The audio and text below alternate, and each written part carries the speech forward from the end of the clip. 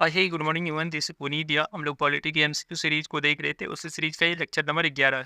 हम लोग ने अपने लास्ट क्लास में fundamental right, fundamental duty, DPSP, basic principle of constitution और भी बहुत कुछ हम लोग ने देखा था। प्रेसिडेंट, वाइस प्रेसिडेंट को देखा था।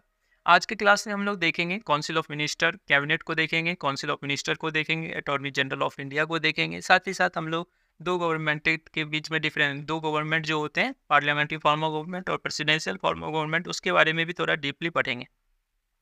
इंडिया के जितने भी एग्जामिनेशन हो like UPSC, BPSC, state PCS का एग्जामिनेशन, सभी बड़े बड़े एग्जामिनेशन के लिए ये लेक्चर इंपॉर्टेंट रहेगा। ठीक है, हम लोग एमसीक्यू के माध्यम से पॉलिटी के कोर कॉन्सेप्ट को समझने की कोशिश कर रहे हैं। आज को जो हमारा फर्स्ट क्वेश्चन है वो कह रहा है कि find the correct one among the following about the basic principle of parliamentary form of government. कह रहा है कि पार्लियामेंट्री फॉर्म ऑफ गवर्नमेंट के बारे में बताइए कि क्या सब सही है।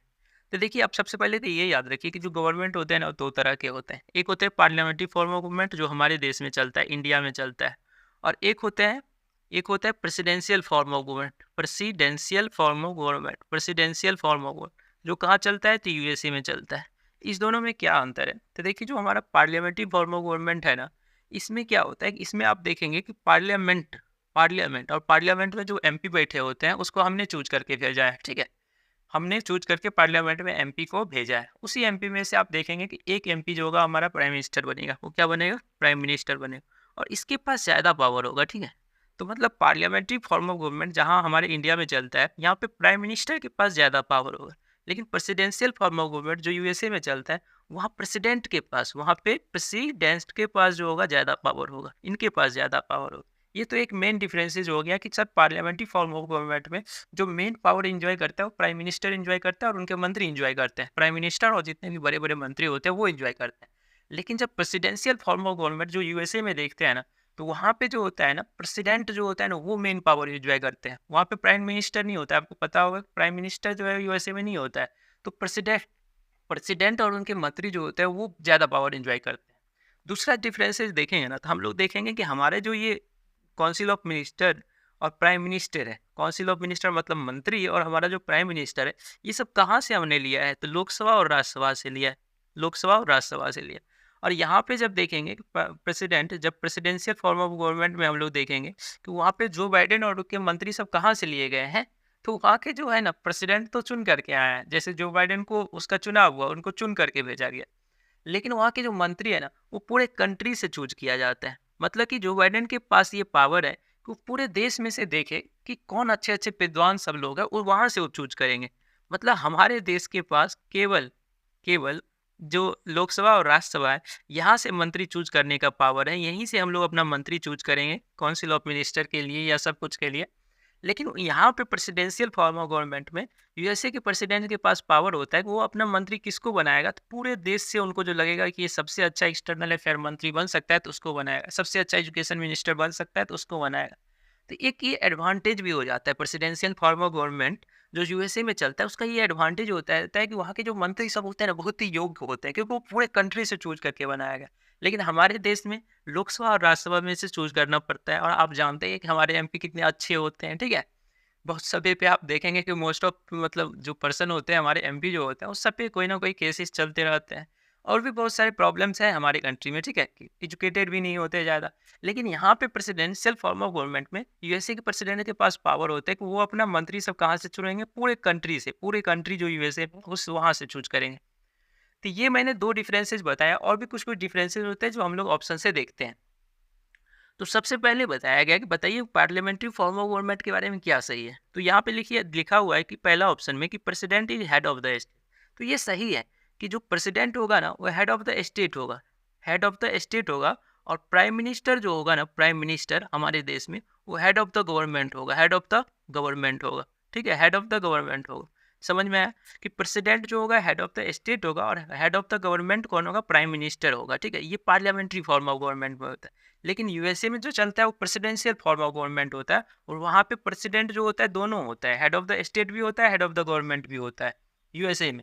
लेकिन हमारे देश में चलता है पार्लियामेंट्री फॉर्म ऑफ गवर्नमेंट, मतलब पार्लियामेंट के थ्रू हमारा देश चलता है। तो यहाँ पे प्रेसिडेंट को देश का हेड कहा जाता है, गवर्नमेंट का हेड प्राइम मिनिस्टर को बोला जाता है। ठीक है, तो फर्स्ट डिफरेंसेज आपको पता चल गया। नेक्स्ट क्वेश्चन कह रहा है, नेक्स्ट ऑप्शन कह रहा है कि द रियल एग्जीक्यूटिव पावर को एंजॉय कौन करता है? तो काउंसिल ऑफ मिनिस्टर और उनके प्राइम मिनिस्टर। कह कि द रियल एग्जीक्यूटिव पावर जो है वो एक्सरसाइज किया जाता है council of minister headed by prime minister. तो मैंने अभी जस्ट आपको बताया कि हमारे पार्लियामेंट्री फॉर्म ऑफ गवर्नमेंट में जो है रियल पावर प्राइम मिनिस्टर और उनके मंत्री के पास होता है, ठीक है। लेकिन यूएसए में जो होता है प्रेसिडेंशियल फॉर्म ऑफ गवर्नमेंट होता है, वहाँ पे रियल एग्जीक्यूटिव पावर जो है वहाँ के प्रेसिडेंट के पास होता है, ठीक है, क्योंकि वहाँ प्राइम मिनिस्टर का कॉन्सेप्ट नहीं है, वहाँ president, head of the government, head of the state, सब कुछ है। तो रियल एग्जीक्यूटिव पावर हमारे देश में जो है कौन एंजॉय करता है, तो प्राइम मिनिस्टर और उनके काउंसिल ऑफ मिनिस्टर। क्योंकि सर फिर प्रेसिडेंट हमारे देश में बनाया है क्यों? देखिए, प्रेसिडेंट हमारे देश में बस बनाया गया है head of the state, sign करने के लिए बनाया गया, ठीक है। क्योंकि हमारा एक आर्टिकल है 74, और वो 74 आर्टिकल बोलता है ये जो council of minister prime minister है, ये दोनों जो है ना, ये council of minister headed by prime minister, ये जो है ना प्रेसिडेंट को क्या करेंगे, एड एंड एडवाइस करेंगे। क्या करेंगे? एड एंड एडवाइस करेंगे। मतलब कि ये जो प्रेसिडेंट को बोलेंगे वो प्रेसिडेंट करेगा। तो यहाँ पे हमारे देश में प्रेसिडेंट के पास ज़्यादा पावर नहीं बच जाता है, ठीक है। आर्टिकल 74 बोलता है कि council of minister and headed by prime minister जो होगा ना, एड एंड एडवाइस करेगा प्रेसिडेंट को हमेशा एडवाइस करेगा। अब ये जो एड एंड एडवाइस है ना, वो अवॉइड बाय करना पड़ता है, उसको फॉलो करना पड़ता है प्रेसिडेंट को। पहली बार तो चलिए मना भी कर सकता है प्रेसिडेंट, लेकिन दूसरी बार तो गारंटी उसको साइन करना ही पड़ेगा, उस पर जो कहेगा वो करना ही पड़ेगा, ठीक है। ये मैंने अपने लेक्चर में बताया भी, तब से लेक्चर में कि 42nd अमेंडमेंट और 44th अमेंडमेंट में ये जब इंदिरा गांधी था तो उन्होंने तो बोल दिया कि भाई जो बोलेगा काउंसिल ऑफ मिनिस्टर प्रेसिडेंट को वो करना पड़ेगा। लेकिन जब 44th अमेंडमेंट हुआ तो उसमें कहा कि नहीं, फर्स्ट बार जो है वो रिपील इनकार कर सकता है प्रेसिडेंट कि आप लोग फिर से सोचिए। लेकिन जब दूसरी बार काउंसिल ऑफ मिनिस्टर और हेडेड बाय प्राइम मिनिस्टर जब बोलेगा प्रेसिडेंट को करने के लिए, तो दूसरी बार तो करना ही पड़ेगा। तो अभी भी हमारे देश में क्या है, हमारे देश में अभी भी यही है कि जो काउंसिल ऑफ मिनिस्टर और प्राइम मिनिस्टर जो कहेंगे प्रेसिडेंट को, वो प्रेसिडेंट को करना पड़ेगा। हमारे देश में प्रेसिडेंट नहीं होते हैं एग्जीक्यूटिव पावर, ज़्यादा पावरफुल नहीं होते, हमारे देश में प्राइम मिनिस्टर होते हैं। तो यही बात सेकेंड लिखा हुआ था।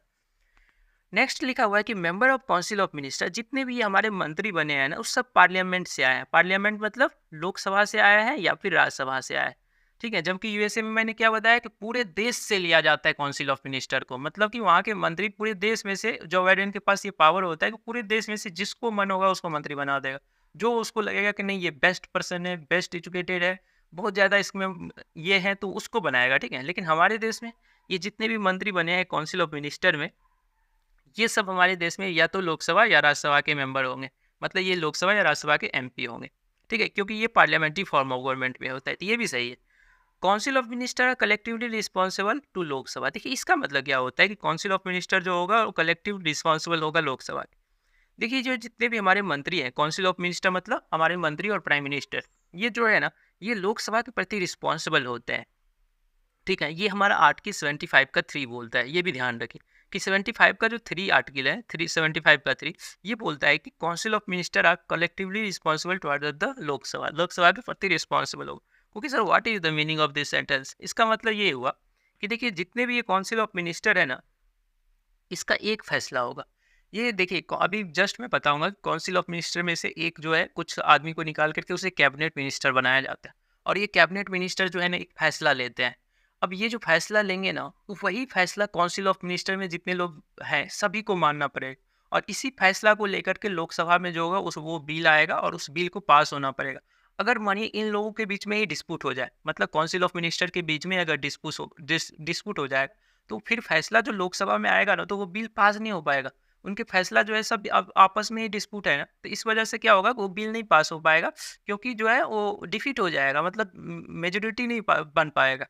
तो इसीलिए कहा जाता है कि ये जो काउंसिल ऑफ मिनिस्टर होगा ना, इसका जो है कलेक्टिवली रिस्पॉन्सिबल लोकसभा के लिए होगा।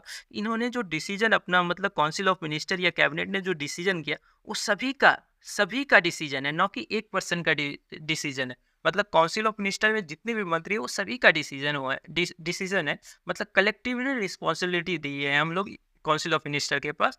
और ये जब जाएगा लोकसभा में, तो अब लोकसभा में इसका बिल का चैलेंज किया जाएगा, इसके जो कलेक्टिवली जो इन्होंने डिसीजन लिया है ना, उसके बिल को वहाँ पे चैलेंज किया जाएगा। अगर मानिए कि ये लोग जो है कलेक्टिव रहेगा ना, मतलब मिलजुल करके रहेगा, तो बिल पास हो जाएगा।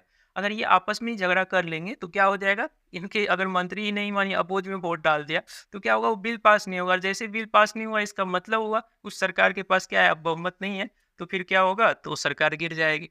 इसीलिए कहा जाता है कि हमारे देश में पार्लियामेंट्री फॉर्म ऑफ गवर्नमेंट पे जो काउंसिल ऑफ मिनिस्टर होते हैं, हमारे प्राइम मिनिस्टर और उनके जो मंत्री होते हैं, वो सब जो भी डिसीजन लेते हैं ना, वो डिसीजन जो होता है उन सभी का डिसीजन होता है, न कि एक पर्सन का डिसीजन होता है, ठीक है।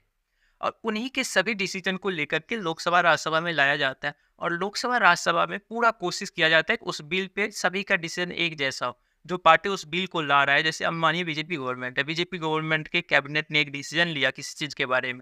अब वो कैबिनेट का डिसीजन जो है वो सभी काउंसिल ऑफ मिनिस्टर का डिसीजन हो गया। अब ये बिल चला गया लोकसभा में। अब लोकसभा में ये जितने भी बीजेपी या जितने भी जो रूलिंग गवर्नमेंट है उसके जितने भी लोग रहेंगे, अगर आप वो सब उस डिसीजन के प्रति वोट डालेंगे, मतलब डिसीजन के अगेंस्ट में नहीं डालेंगे, डिसीजन के सपोर्ट में अगर डालेंगे ना तो बिल पास हो जाए। अगर डिसीजन के अगेंस्ट में डालेंगे तो बिल पास नहीं हो पाएगा। अगर बिल पास नहीं होगा तो इसका मतलब सरकार के पास बहुमत नहीं है, तो इसका मतलब जो है फिर सरकार ही गिर जाएगी। इसीलिए जो है ना, council of minister are collectively responsible to Lok Sabha. अगर ये काउंसिल ऑफ मिनिस्टर का पूरा ये कलेक्टिव रिस्पॉन्सिबिलिटी होता है कि वो लोकसभा में अपना एक डिसीजन लाए और वो डिसीजन जो पास हो। अगर नहीं पास हुआ तो दैट मीन सरकार जो है गिरने वाली है। ठीक है, तो ये सभी का सभी सेंटेंस सही था, तो इसका आंसर ऑल द फोर होगा। ठीक है, ऑल फोर्स होगा। ठीक है, सभी का सभी सही था। और ये मैंने आपको बताया कि पार्लियामेंट्री फॉर्म ऑफ गवर्नमेंट और जो हमारा प्रेसिडेंशियल फॉर्म ऑफ गवर्नमेंट जो यूएसए में चलता है उसके बीच का डिफरेंसेस वो बताया। हमारा नेक्स्ट क्वेश्चन जो बात कर रहा है वो कह रहा है कि council of minister are composed. देखिए, हम लोग हमेशा पढ़ते आ रहे हैं कि सर ये काउंसिल ऑफ मिनिस्टर क्या होते हैं। आप हमेशा बोलते हैं council of minister headed by prime minister. तो एक चीज़ तो आपको समझ में आ गया होगा कि सर काउंसिल ऑफ मिनिस्टर का हेड कौन होता है। तो सर हेड जो होता है काउंसिल ऑफ मिनिस्टर का वो प्राइम मिनिस्टर होता है। लेकिन आज हमको ये बताइए काउंसिल ऑफ मिनिस्टर में होते कौन कौन है। तो देखिए, काउंसिल ऑफ मिनिस्टर में एक होता है कैबिनेट मिनिस्टर, एक होता है मिनिस्ट्री ऑफ स्टेट, और इसी मिनिस्ट्री ऑफ स्टेट में एक इंडिपेंडेंट चार्ज वाले भी मिनिस्ट्री ऑफ स्टेट होते हैं, और एक होता है डिप्टी मिनिस्टर। मतलब कि काउंसिल ऑफ मिनिस्टर इस तीनों मंत्री से मिलकर के बना है। ठीक है, ये तीन ही मंत्री होते हैं काउंसिल ऑफ मिनिस्टर में। कौन कौन? एक होता है कैबिनेट मिनिस्टर, एक होता है मिनिस्टर ऑफ स्टेट, इसी मिनिस्टर ऑफ स्टेट में से कुछ को इंडिपेंडेंट चार्ज भी दिया जाता है, और एक लास्ट जो होता है वो डिप्टी मिनिस्टर होता है। ठीक है, अब आपका क्वेश्चन रहेगा सर इस तीनों के बारे में थोड़ा बताइए कि सर ये कौन कौन होते हैं। जो हमारा ये काउंसिल ऑफ मिनिस्टर में कैबिनेट मिनिस्टर होते हैं ये कौन होते हैं। तो सबसे पहले आप देखिए कि हमारे लोकसभा और राज्यसभा, लोकसभा और राज्यसभा इसमें सब लोग बैठे हुए हैं। ये हमारा लोकसभा एंड राज्यसभा है। इसमें कौन बैठे हैं? तो हमारे सभी एमपी बैठे हैं, ये जितने भी एमपी है। अभी पार्लियामेंट्री फॉर्म ऑफ गवर्नमेंट में क्या होता है कि इसी में से रूलिंग गवर्नमेंट को क्या चूज करना है, अपना काउंसिल ऑफ मिनिस्टर चूज करना है। तो अभी मानिए कि रूलिंग गवर्नमेंट बीजेपी है, ये सभी मानिए बीजेपी का एमपी है। अब ये जब भी बीजेपी के एमपी में से कुछ लोगों को क्या बनाया जाएगा, काउंसिल ऑफ मिनिस्टर बनाया जाएगा, मतलब मंत्री बनाया जाएगा।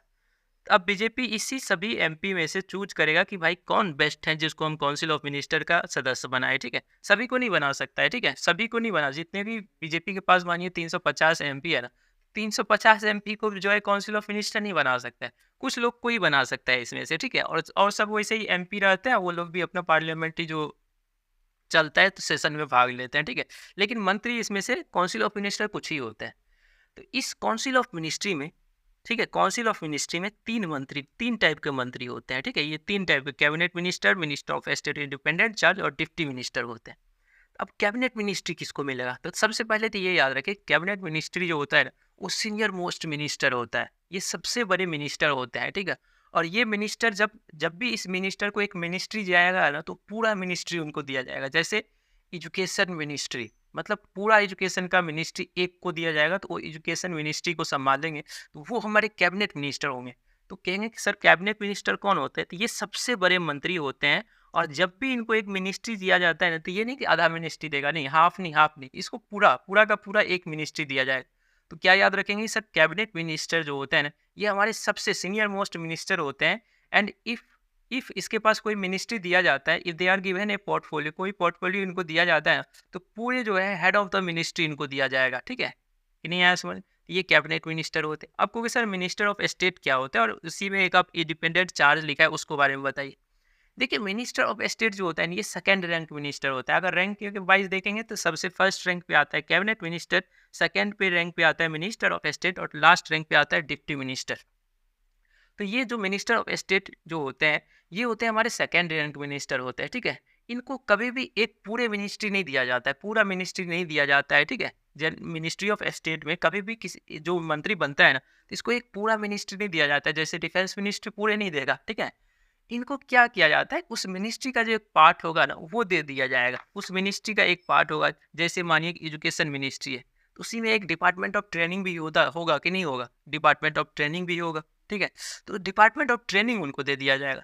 लेकिन कभी कभी प्राइम मिनिस्टर को लगता है कि कभी कभी हमारे जो प्राइम मिनिस्टर है ना, उनको लगता है कि नहीं यार, ये मंत्री जो मिनिस्टर ऑफ स्टेट है ना, ये अच्छा आदमी है। प्राइम मिनिस्टर मैं बोल रहा हूँ, ओनली प्राइम मिनिस्टर के पास ये पावर है कि अगर वो मिनिस्ट्री ऑफ स्टेट को अगर पूरा पोर्टफोलियो दे दिया ना, एक पूरा मिनिस्ट्री दे दिया ना, तो उसे हम लोग बोलते हैं ministry of state independent charge. कि नहीं आया समझ में?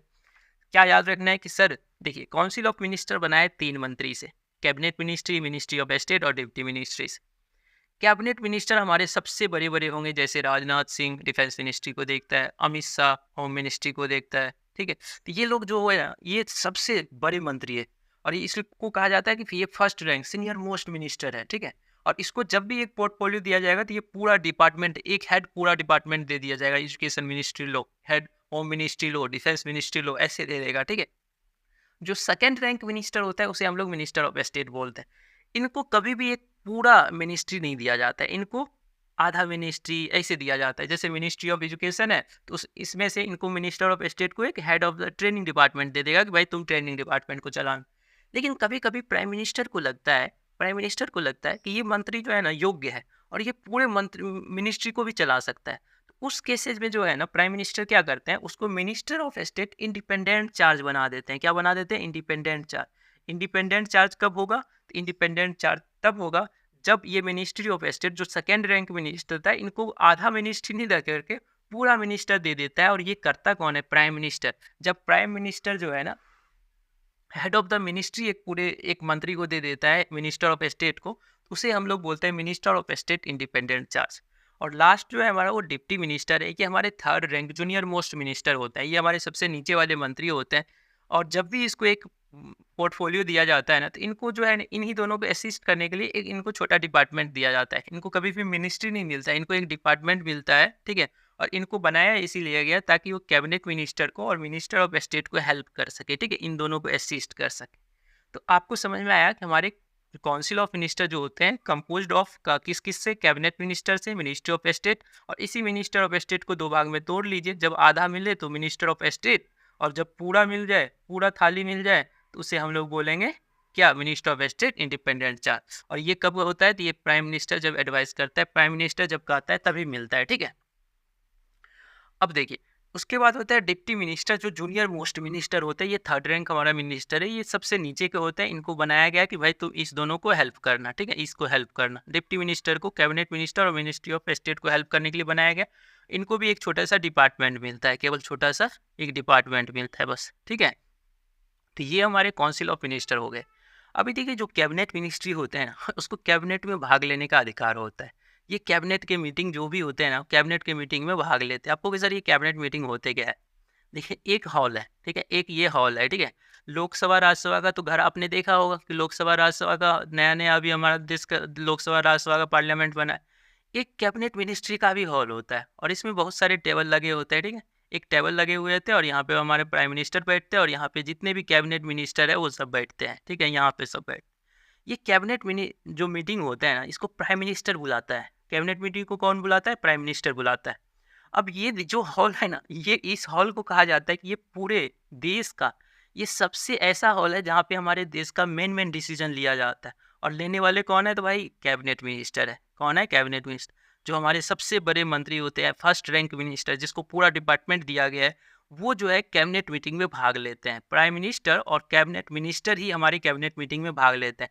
तो क्या सर ये मिनिस्ट्री ऑफ स्टेट जो है इंडिपेंडेंट चार्ज, इस सबको इसमें भाग लेने का अधिकार नहीं है क्या?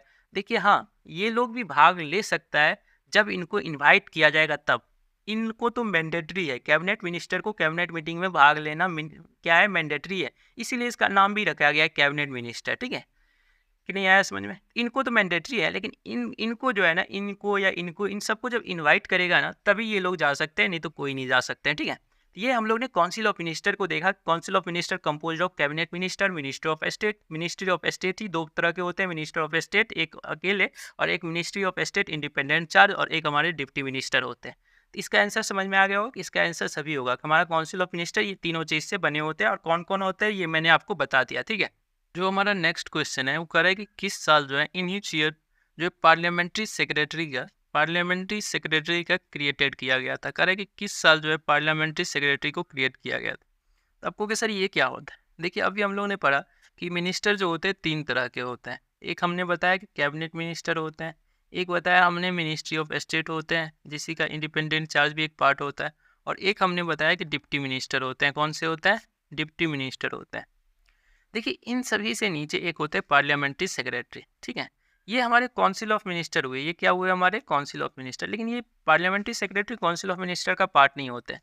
इन सभी को जो है ना प्रेसिडेंट ने इसको ओथ एंड सेक्रेसी दिलाया है। मतलब प्रेसिडेंट ने इसको जो है शपथ दिलाया, प्रेसिडेंट ने इसको सेक्रेसी मेंटेन करने के लिए, ठीक है, सबका ओथ दिलवाया है। लेकिन जो पार्लियामेंट्री सेक्रेटरी होता है ना, इसको प्राइम मिनिस्टर चूज करते हैं, प्राइम मिनिस्टर इसको इलेक्ट करते हैं, और प्राइम मिनिस्टर को ही कह रहा है कि their oath of the office and secrecy जो है एडमिनिस्ट्रेशन का, इस सब जो है प्राइम मिनिस्टर इसको डिसाइड करते हैं, नॉट द प्रेसिडेंट। इन सभी का प्रेसिडेंट होता है, शपथ दिलवाने का काम, सीक्रेसी मेंटेन करेगा उसका काम। लेकिन इनका जो है ना पार्लियामेंट्री सेक्रेटरी का, इनका जो किया है किसने किया है? प्राइम मिनिस्टर ने किया है। ये 1951 में बना था, ठीक है। पार्लियामेंट्री सेक्रेटरी जो है कब बनाया था उन्हें। अब रहा कि सर ये पार्लियामेंट्री सेक्रेटरी करता क्या है, ये तो हमारे काउंसिल ऑफ मिनिस्टर का पार्ट भी नहीं है। यस, काउंसिल ऑफ मिनिस्टर का पार्ट नहीं है हमारा। इनका काम होता है कि इस तीनों को हेल्प करना। पार्लियामेंट्री सेक्रेटरी का काम होता है cabinet ministry, minister of state और डिप्टी मिनिस्टर, इन तीनों को हेल्प करने का काम होता है पार्लियामेंट्री सेक्रेटरी का, ठीक है।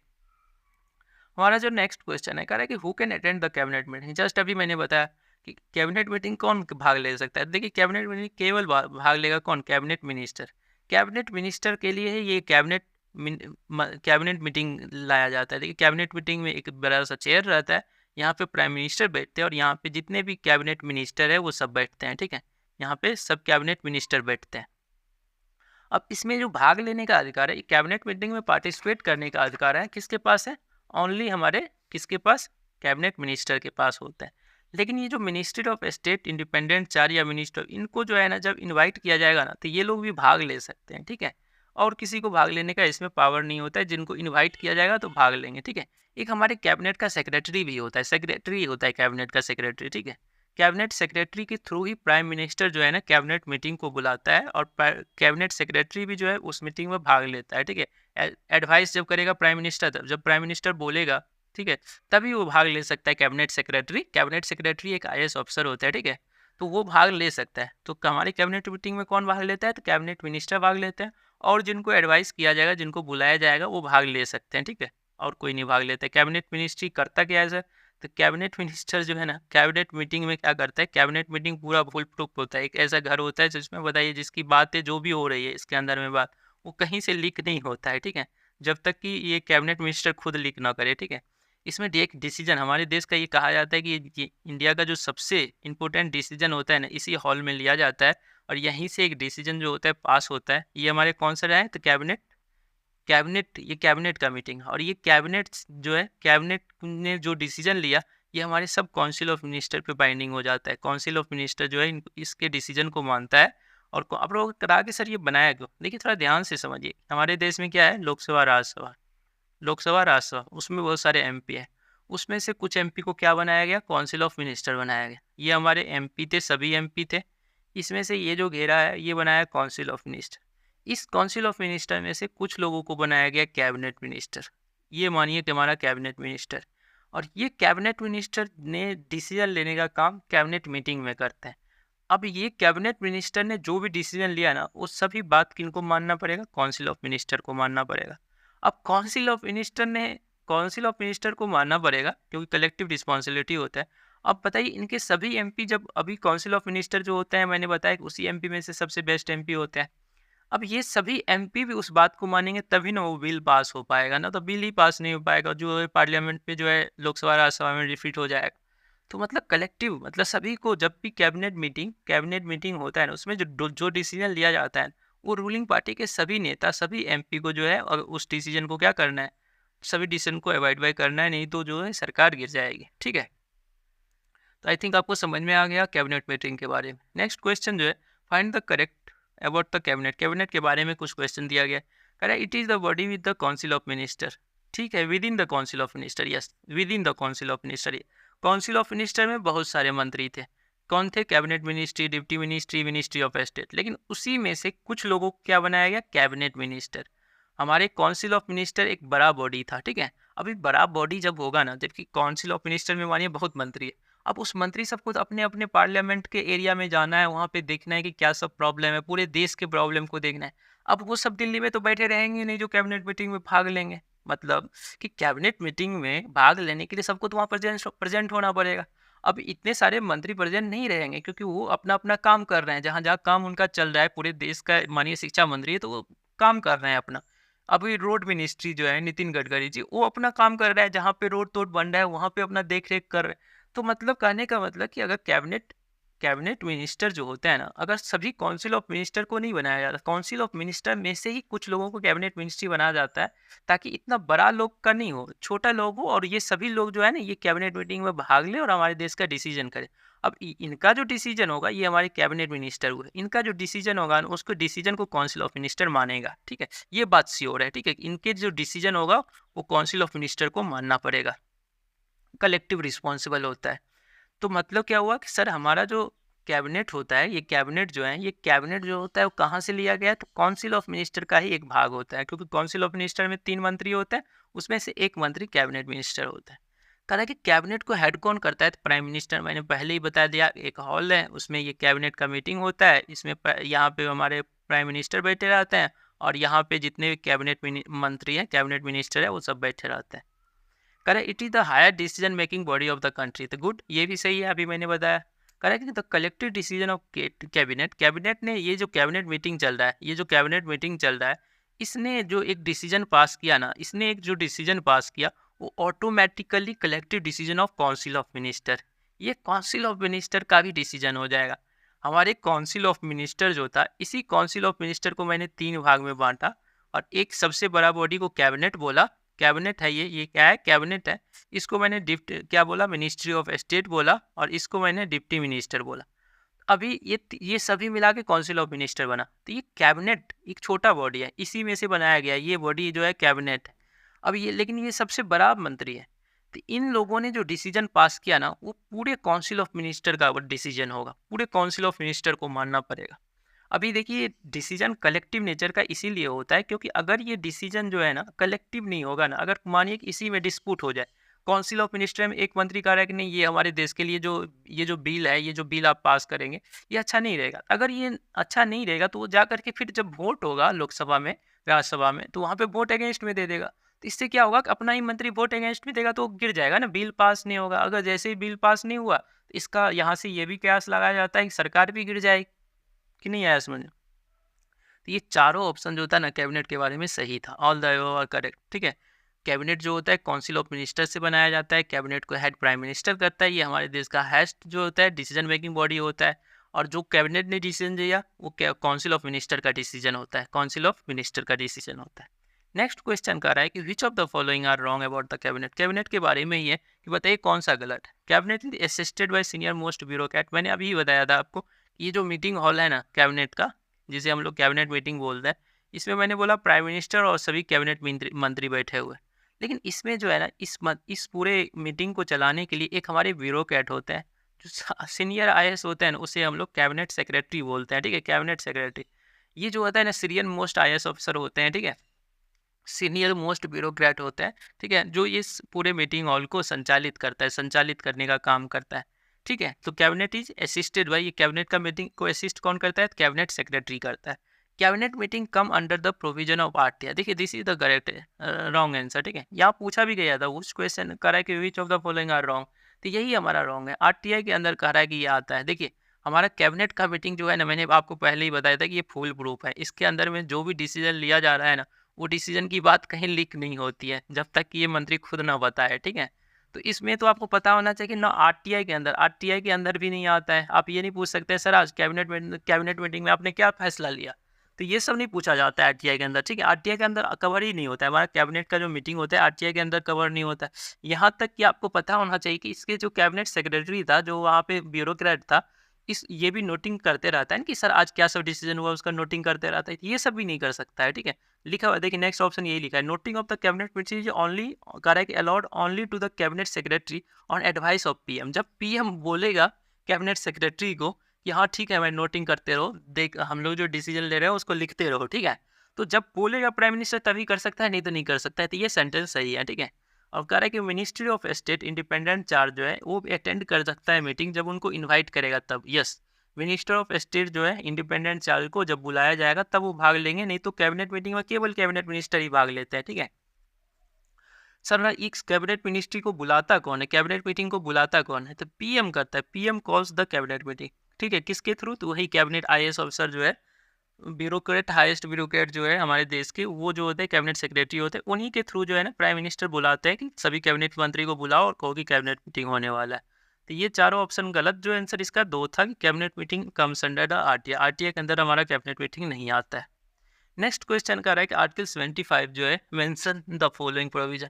कह रहा है कि आर्टिकल 75 क्या बताता है, तो देखिए आर्टिकल 75 के बारे में दिया गया है, the prime minister shall be appointed by president. तो ये सही है, ये हमारे आर्टिकल 75 में ही बोला गया है कि हमारे देश में प्राइम मिनिस्टर जो होगा उसको अपॉइंटमेंट प्रेसिडेंट करेगा। ठीक है, अब ये जो प्रेसिडेंट है ना, ये प्राइम मिनिस्टर को ही नहीं करता है, हमारे जितने काउंसिल ऑफ मिनिस्टर थे ना उसको भी अपॉइंट करता है। ठीक है, एंड द अदर मिनिस्टर्स को भी अपॉइंट करता है हमारा प्रेसिडेंट। ठीक है, shall be appointed by the president. लेकिन ये जितने भी मंत्री प्राइम मिनिस्टर के बाद वाले थे ना, ये सबको प्रेसिडेंट को किसने बोला है कि सर इसको मंत्री बनाइए, तो उसको बोला है प्राइम मिनिस्टर ने।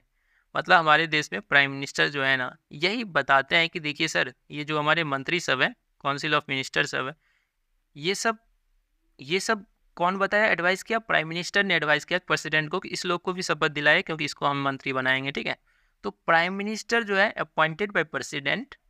ठीक है, और president also appoint the other minister on the advice of prime minister. ठीक है, प्रेसिडेंट और भी मिनिस्टर को जो है क्या करेंगे, अपॉइंट करेंगे, उसको शपथ दिलाएंगे, लेकिन उसमें एडवाइस ऑफ प्राइम मिनिस्टर होना चाहिए। प्राइम मिनिस्टर जिसको बोलेगा एडवाइस करेगा कि इसको शपथ दिलाइए, तभी उसी को आपको पता होना चाहिए। रिजाइन के केस में भी ऐसा ही होता है, मतलब किसी को हटाना है, किसी को मंत्री से हटाना है, उस केसेस में भी यही होता है। वहाँ पे भी जो है प्राइम मिनिस्टर प्रेसिडेंट को एडवाइस देंगे कि इसको हटाना है, तो प्रेसिडेंट जो है अलाउ कर देंगे। ठीक है, तो prime minister shall be appointed by president. तो ये सही सेंटेंस था कि प्राइम मिनिस्टर अपॉइंट किया जाता है प्रेसिडेंट के द्वारा, and the other minister shall be appointed by president. और जो अदर मंत्री, that means minister of state जो मिनिस्टर, हमारा काउंसिल ऑफ मिनिस्टर जो है वो भी अपॉइंट किया जाता है प्रेसिडेंट के द्वारा, लेकिन उसमें एडवाइस किसका रहता है, एडवाइस ऑफ प्राइम मिनिस्टर। पहला आंसर जो है करेक्ट है। Correct, the ministers shall hold the office during the pleaser of president. Correct, ये जितने भी मंत्री बने हैं, ठीक है, ये सब तभी तक अपने मंत्री पद पे रहेंगे जब तक प्रेसिडेंट उनको चाह रहा है। मतलब प्रेसिडेंट को लगेगा कि नहीं इस मंत्री को हटाना है, तो प्रेसिडेंट हटा देगा। यस, हटा देगा। ठीक है, हटा सकता है। ठीक है, लेकिन इसमें भी याद रखिए कि प्रेसिडेंट उसी को हटाएगा जब जो है प्राइम मिनिस्टर एडवाइस करेगा। जब प्राइम मिनिस्टर एडवाइस करेगा इस मंत्री को हटाना है, तभी हटा सकता है, न कि ऐसा नहीं कि अपने मन से प्रेसिडेंट हटा देगा। ठीक है, तो इसका मतलब ये हो गया कि sir minister hold the office during the pleaser of prime minister. तो देखिए मैंने तो लिखा है कि प्लीजर ऑफ प्रेसिडेंट, हमारे संविधान में भी ऐसा ही लिखा है कि मिनिस्टर जो है, जितने भी मंत्री हैं, प्राइम मिनिस्टर जो है, प्राइम मिनिस्टर के अलावा जितने भी मंत्री है ना, वो सब तभी तक रहेगा जब तक प्रेसिडेंट चाहेगा। लेकिन एक्चुअली जो है ना ऐसा नहीं होता है। ऐसा होता है प्रैक्टिस में, ये होता है कि मिनिस्टर जो है ना होल्ड ऑफिस तब तक अपने ऑफिस में रहता है जब तक प्राइम मिनिस्टर चाहता है। क्यों? क्योंकि प्रेसिडेंट जो मिनिस्टर को हटाएगा ना, तो प्राइम मिनिस्टर के एडवाइस पे ही हटाएगा। ठीक है, प्राइम मिनिस्टर जब बोलेगा तभी हटाएगा, ये नहीं कि प्रेसिडेंट अपने मन से हटा देगा। नेक्स्ट लिखा है council of minister shall be collective responsible. ये तो मैंने आपको बता ही दिया। हमारे हाउस ऑफ पीपल मतलब लोकसभा के लिए रिस्पॉन्सिबल कौन होता है? हमारे जितने भी काउंसिल ऑफ मिनिस्टर है ना, वो सभी रिस्पॉन्सिबल होता है लोकसभा के प्रति। इसका मतलब ये हुआ कि हमारे कैबिनेट मीटिंग ने जो डिसीजन लिया, उस डिसीजन को काउंसिल ऑफ मिनिस्टर को मानना है, और ये काउंसिल ऑफ मिनिस्टर जो है ना, ये सब कलेक्टिव रहना है, सबको उस डिसीजन को फॉलो करना है, और उस डिसीजन को पूरा कोशिश करना है कि हमारी लोकसभा में वो डिसीजन पास हो जाए। ठीक है, तो इसी को कहते हैं कलेक्टिव रिस्पॉन्सिबल होना लोकसभा के प्रति। ठीक है, लोकसभा में वो बिल पास हो जाए। अगर बिल पास नहीं हुआ तो दैट मीन्स सरकार गिर जाएगी। ठीक है, क्योंकि वो बिल नहीं पास हुआ, दैट मीन्स सरकार के पास बहुमत नहीं है, इसीलिए बिल नहीं पास हो गया, और बिल नहीं पास हुआ दैट मीन्स सरकार गिर जाए। इसीलिए जितने भी काउंसिल ऑफ मिनिस्टर है, जितने भी मंत्री हैं, अब काउंसिल ऑफ मिनिस्टर किसको बोलते हैं? हमारा प्रीवियस क्वेश्चन था कि जितने भी cabinet minister, minister of state, deputy minister, ये सभी जो है ना, ये सभी कलेक्टिव, मतलब सभी का डिसीजन होता है कि लोकसभा में उस डिसीजन को पास कराए। Collective responsible to the Lok Sabha. ठीक है, ये हमारा 75 का आर्टिकल 3 बोलता है। अब नेक्स्ट लिखा है कि a minister, correct, a minister. अब देखिए ये क्या होता है, a minister who for any period of 6 consecutive month is not a member of either houses of parliament shall at one expiration of the period. मतलब कह रहा है कि 6 महीने के अंदर, 6 मंथ के अंदर, मानिए कि एक कोई मंत्री है जैसे हमारे प्राइम मिनिस्टर ही थे, तो देखिए प्राइम मिनिस्टर जो थे ये कहीं से चुनाव नहीं लड़े थे। तो अगर कहीं से चुनाव नहीं लड़ेंगे तो दैट मीन्स ये लोकसभा और राज्यसभा का मंत्री नहीं लोकसभा और राज्यसभा का मेंबर नहीं हुए, लोकसभा और राज्यसभा का मेंबर नहीं हुए। तो अगर कोई ऐसा मंत्री बनता है जो लोकसभा और राज्यसभा का क्या है, मेंबर नहीं है, तो उसको जो है ना 6 महीने के अंदर में मेंबरशिप लेना पड़ेगा लोकसभा या राज्यसभा का। जैसे हमारे एक्सटर्नल अफेयर मंत्री था, वो मंत्री तो बन गया, विदेश मंत्री बन गया। एस जयशंकर जो थे हमारे देश के विदेश मंत्री तो बन गए थे, लेकिन वो कहीं से चुनाव नहीं लड़े थे, मतलब लोकसभा राज्यसभा का कोई मेंबरशिप नहीं था। तो 6 महीने के अंदर 6 मंथ के अंदर जो है ना उनको राज्यसभा का क्या दिया गया, राज्यसभा के एमपी का मेंबरशिप दिलाया गया गुजरात से। मतलब कि किसी भी मंत्री को तभी तक मंत्री पे रह सकता है जब वो लोकसभा राज्यसभा का मंत्री हो। अगर लोकसभा राज्यसभा का मेंबरशिप नहीं है तो उसको 6 महीने के अंदर लेना पड़ेगा। ये हमारा 4 बोल रहा था। तो इसका सभी आंसर जो है सही है। आर्टिकल 75 में ये सभी प्रोविजन के बारे में बात की गई कि प्राइम मिनिस्टर को प्रेसिडेंट जो है शपथ दिलाएगा, ठीक है, इलेक्ट करेगा। प्रेसिडेंट जो है जितने भी और मंत्री है उसको भी इलेक्ट करेगा, लेकिन उसमें एडवाइस ऑफ पीएम रहेगा।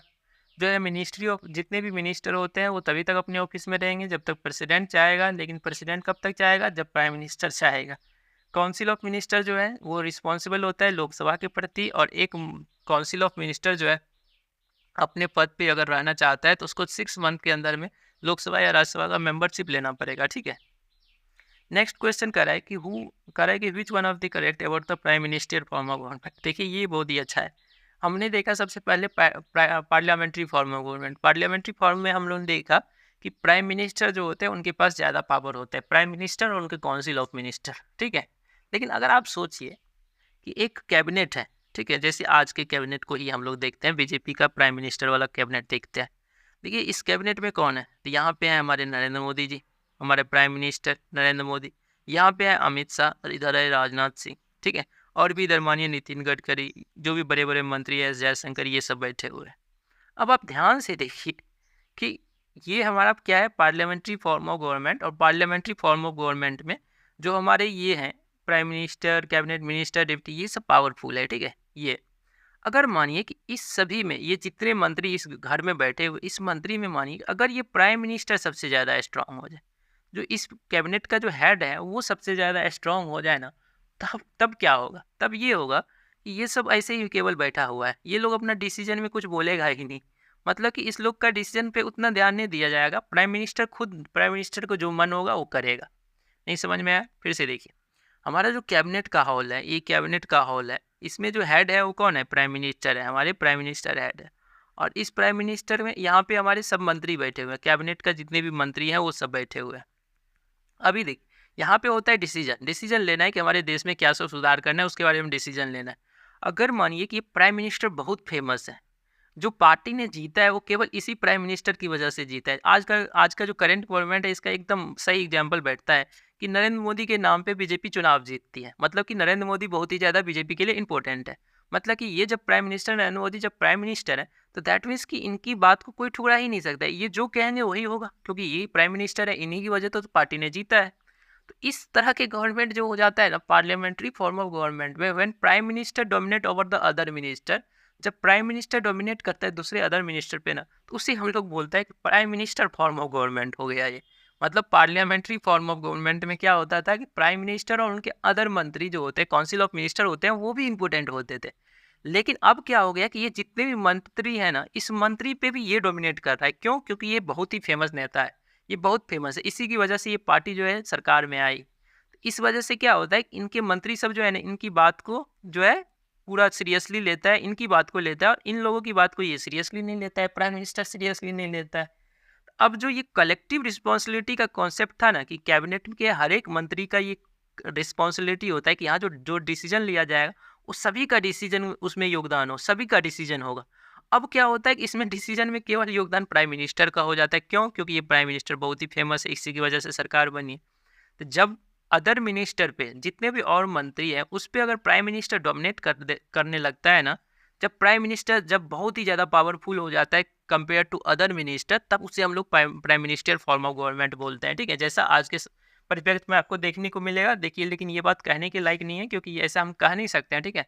ऐसा ये कह सकते हैं कि आज के हमारे प्राइम मिनिस्टर बहुत ही फेमस है कंपेयर टू अदर मिनिस्टर, उन्हीं की वजह से सरकार जीतती है, ठीक है। और जब भी कोई प्राइम मिनिस्टर ज़्यादा फेमस हो जाता है अपने अदर मिनिस्टर पे, तो ऐसा कहा जाता है कि prime minister form of government चल रहा है। मतलब सिंपल सा है कि जब प्राइम मिनिस्टर डोमिनेट करेंगे ना, अपने कैबिनेट में डोमिनेट करेंगे, अपने मंत्री पे डोमिनेट करेंगे ना, तो उस तरह की जो गवर्नमेंट हो जाएगा ना, उसे हम लोग prime minister form of government बोलते हैं, prime minister form of government. ठीक है, तब इसके बारे में पूछ रहे हैं कौन कौन सा सही है।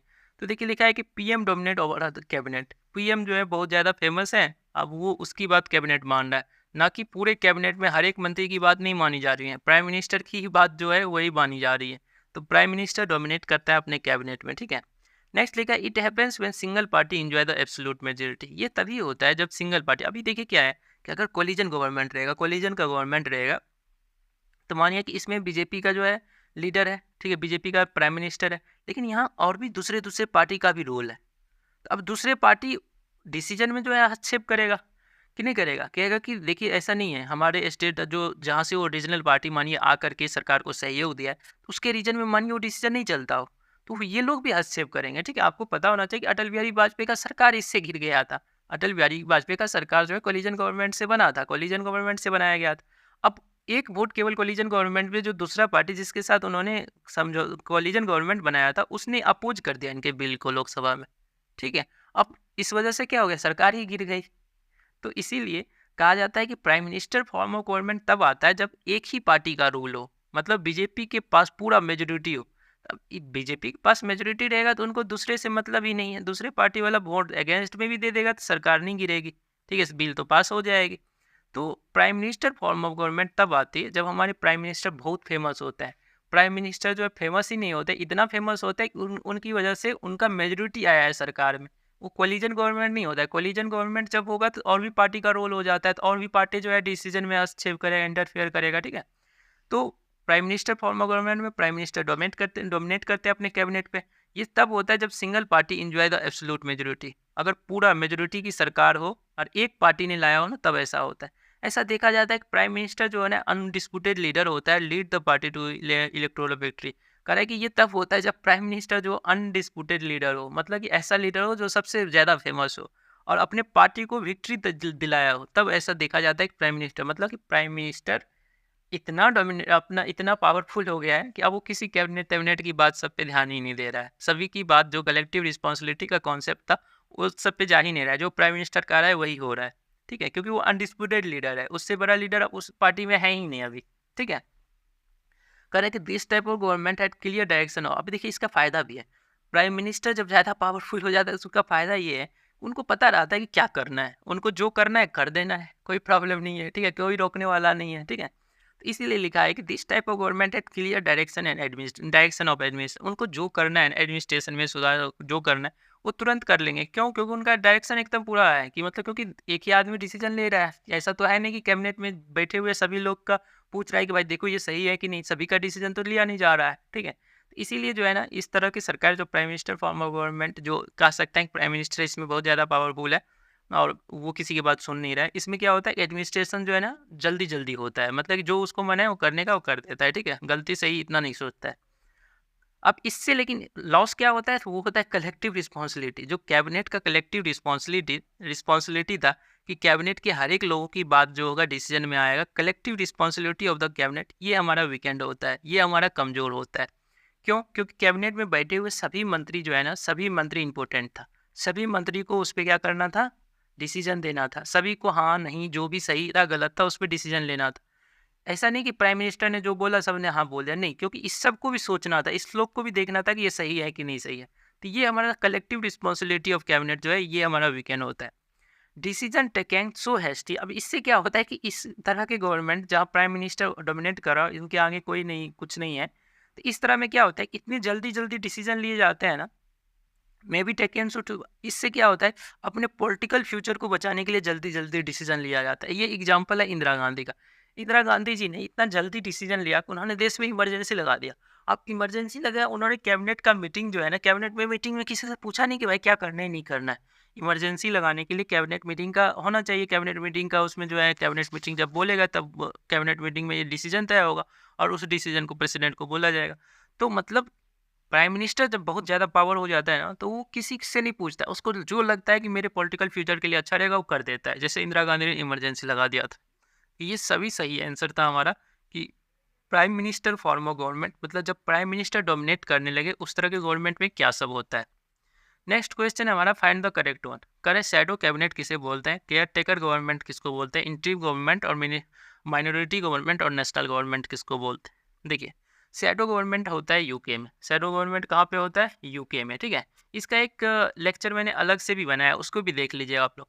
शैडो कैबिनेट में क्या होता है कि ये देखिए अपोजिशन लीडर के द्वारा बनाया जाता है। जैसे हमारे देश में देखिए कि बीजेपी सरकार में अगर कांग्रेस ने अगर एक शैडो कैबिनेट बना लेता है ना, कि मतलब शैडो कैबिनेट में ये होता है कि जिस तरह से हमारा रूलिंग गवर्नमेंट के पास जितने मंत्री होते हैं ना, जैसे जैसे इनके मंत्री काम करते हैं ना, उसी तरह अपोजिशन के लीडर भी अपना एक मंत्री का ग्रुप बनाते हैं, जिसे कैबिनेट मिनिस्ट्री बोला जाता है, ठीक है।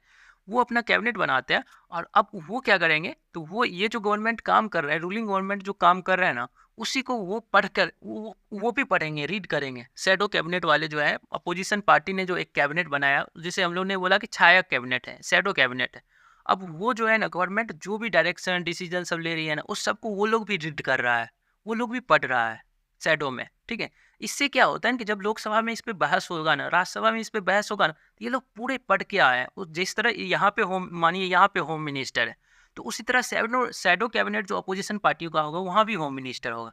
तो ये होम मिनिस्टर क्या डिसीजन ले रहा है, सही ले रहा है कि नहीं ले रहा है, तो वहाँ वाले होम मिनिस्टर जो है ना, वो पूरा एकदम पढ़ के आ रहा है। इससे क्या होता है कि इससे जो डिसीजन बहस, अच्छा बहस होता है।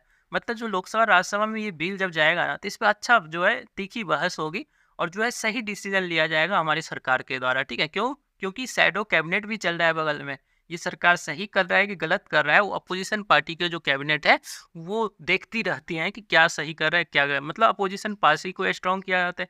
इसका एक और फायदा होता है कि देखिए, अगर मानिए कि हमारा जो रूलिंग गवर्नमेंट है, ये गवर्नमेंट अगर गिरता है ना, तो दूसरा रेडी है उसके लिए। शैडो कैबिनेट जो है पूरा प्रिपेयर्ड है। क्यों? क्योंकि वो भी एक सरकार चला रही है जो शैडो सरकार है, ठीक है।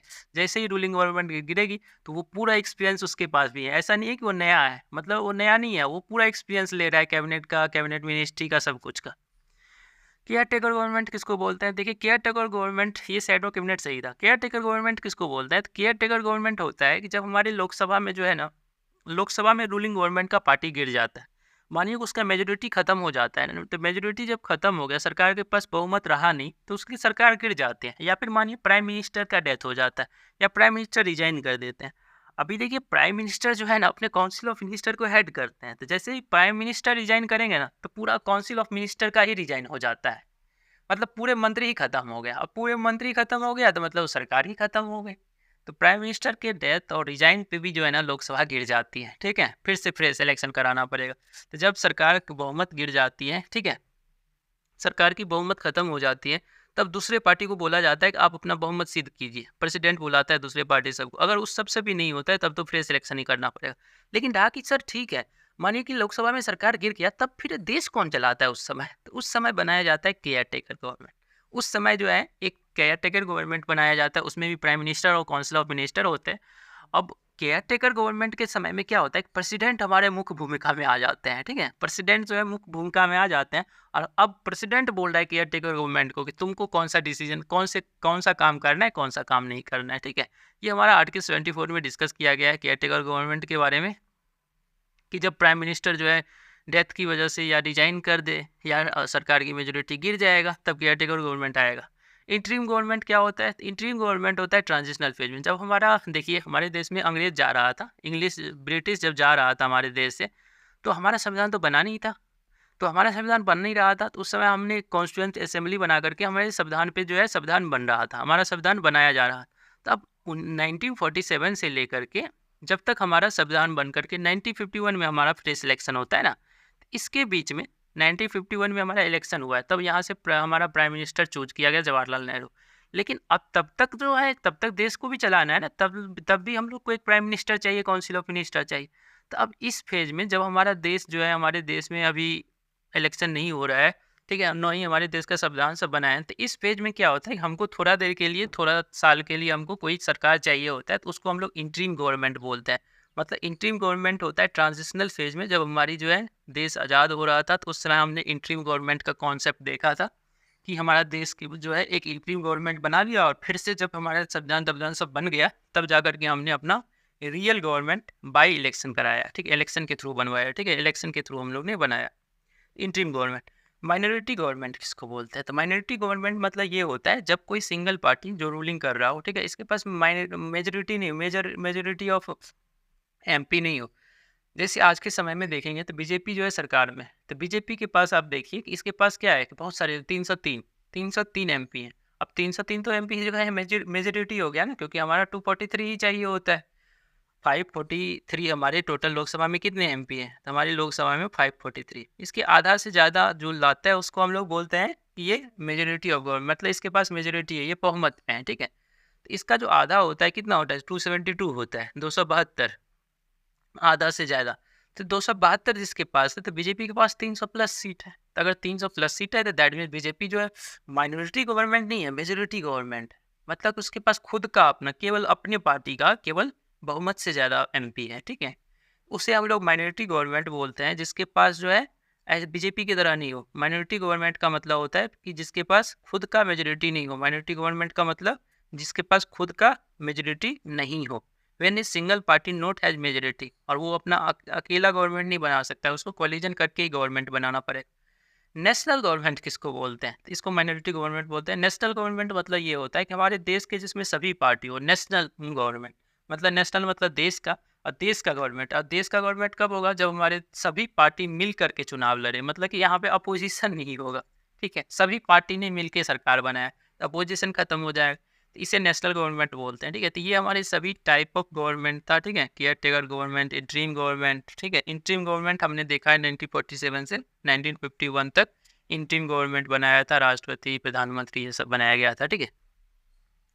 अब कह रहा है कि which article discuss about the law officer, first law officer of India. देखिए हमारे देश का जो पहला लॉ ऑफिसर होता है ना, उसको हम लोग बोलते हैं अटॉर्नी जनरल ऑफ इंडिया। सबसे फर्स्ट क्वेश्चन तो यही पूछता है कि बताइए फर्स्ट लॉ ऑफिसर कौन होता है? Attorney general of India. इसके बारे में कह रहा है कौन सा आर्टिकल डिस्कस करता है? तो हमारा आर्टिकल जो है 76 आर्टिकल जो है वो डिस्कस करता है अटॉर्नी जनरल ऑफ इंडिया के बारे में, कि नहीं है समझ।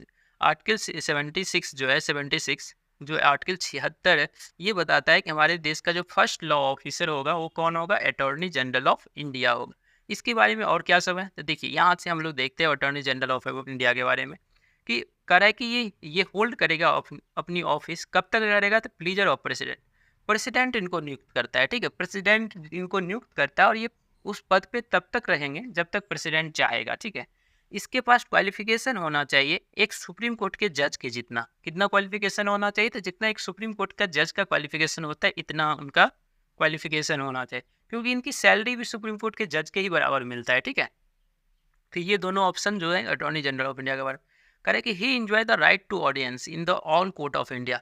इनके पास ये अधिकार होता है अटॉर्नी जनरल ऑफ इंडिया के बारे में, पास इतना पावर होता है कि ये इंडिया के किसी भी कोर्ट में जाकर के वहाँ भाग ले सकते हैं, वहाँ सुन सकते हैं उनका जो वहाँ पे चल रहा है प्रोसीडिंग, उसके में वो पार्टिसिपेट कर सकते हैं, ऑडियंस के रूप में पार्टिसिपेट कर सकते हैं। साथ ही साथ ये पार्लियामेंट, लोकसभा राज्यसभा में भी जाके बैठ सकते हैं, और वहाँ पे पार्लियामेंट्री कमेटी, लोकसभा राज्यसभा या पार्लियामेंट्री कमेटी, इस सब में भी वो जा करके बैठ करके वहाँ पे सुन सकते हैं, ठीक है। इन लोग को वोट, इनको वोट देने का अधिकार नहीं होता है। ये नहीं कि ये पार्लियामेंट में जाके वोट देना स्टार्ट कर, नो। पार्लियामेंट में वोट देने का अधिकार ओनली जो होता है किसके पास होता है? वहाँ के मेंबर के पास होते हैं, ठीक है। ये मेंबर नहीं है अटॉर्नी जनरल ऑफ इंडिया, ना ही हमारा सरकारी बॉडी है, ठीक है, ना ही सरकारी ये गवर्नमेंट ने इसको जो है केवल अपॉइंट किया है, लेकिन सरकारी नहीं कहलाता है, गवर्नमेंट सर्वेंट नहीं कहलाता है ये, ठीक है। देखिए नेक्स्ट ऑप्शन वही लिखा हुआ है कि कह रहा है कि he not the member of cabinet. हमारे कैबिनेट का ये भाग नहीं है, ना ही हमारे गवर्नमेंट का भाग है, ठीक है। ये बस सर्वेंट है, ठीक है। और नो ही कह रहा है कि note A government servant, note a full time lawyer of government. ये हमारे सरकार का जो है फुल टाइम वकील नहीं है, ये फुल टाइम लॉयर नहीं है। इनको प्रेसिडेंट ने नियुक्त किया है, ठीक है। ये जब तक नियुक्त रहेंगे तब तक जो है ये हमारी सरकार को जो है हेल्प करेगा, जो भी जुडिशियरी मैटर होगा उसमें जो है हेल्प करेगा, ठीक है। सरकार की तरफ से लड़ता है attorney general of India. Attorney general of कह रहा है कि attorney general is a constitutional post. ये हमारे कॉन्स्टिट्यूशन में अटॉर्नी जनरल ऑफ इंडिया के बारे में लिखा गया है, इसीलिए हमने इसे बोला कॉन्स्टिट्यूशनल पोस्ट है ये, ठीक है। लेकिन इनका जो एक दो असिस्टेंट भी होता है, अटॉर्नी जनरल ऑफ इंडिया से नीचे दो होते हैं, एक होता है सॉलिसिटर जनरल और एक होता है एडिशनल, मतलब दो सॉलिसिटर जनरल होते हैं। एक को हम लोग सॉलिसिटर जनरल बोलते हैं और एक को हम लोग बोलते हैं एडिशनल सॉलिसिटर जनरल, ठीक नहीं है। तो ये दोनों एजीआई को हेल्प करते हैं, एजीआई को, ठीक है।